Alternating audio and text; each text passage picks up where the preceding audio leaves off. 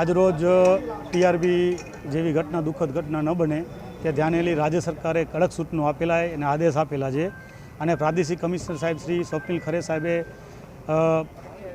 કડક સૂચના આપી છે કે રૂબરૂ નગરપાલિકામાં જઈને જ્યાં જ્યાં એવા ઘટના બની શકે એવા એરિયા હોય, હોસ્પિટલ હોય, સ્કૂલ હોય, રેસ્ટોરન્ટ હોય ત્યાં કડક કાર્યવાહી કરવાની અને સીલિંગ જેવી કાર્યવાહી મહત્ત્વની કરવાની સૂચના આપેલ છે।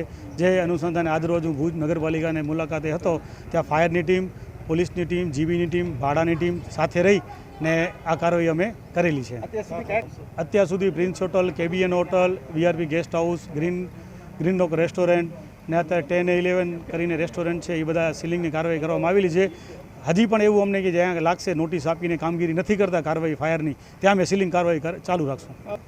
ફાયરની સાથે સાથે એરિયા ડેવલપમેન્ટ ઓથોરિટી છે, પોલીસ છે, સંયુક્ત સાથે સંકલનમાં ને જીબીવાળા પણ સાથે રહી અમે સંયુક્ત કામગીરી કરીએ છીએ અને માનનીય કમિશનર સાહેબ, પ્રાદેશિક કમિશનર સાહેબે આ માટે અમે કમિટી બનાવેલી છે જેથી ધ્યાને લઈ કમિટી મુજબ અમે કામગીરી કરીએ છીએ। આનામાં ભાડાના પ્રતિનિધિ પણ હાજર છે અને ભાડા દ્વારા જે આજે જીબીયુના જે નોર્મ્સ છે એના પ્રમાણે અમને પણ ગાઈડન્સ આપેલું છે અને અમે પણ એ પ્રમાણે કાર્યવાહી કરીએ છીએ। આનામાં કન્ટિન્યુઅસ ચાલશે જ્યાં સુધી એ લોકો સંપૂર્ણ ફાયર સેફ્ટીના સિસ્ટમને જોગવાઈ પ્રમાણે ફાયર એનઓસી નહીં લે ત્યાં સુધી કડક કાર્યવાહી ચાલુ રહેશે।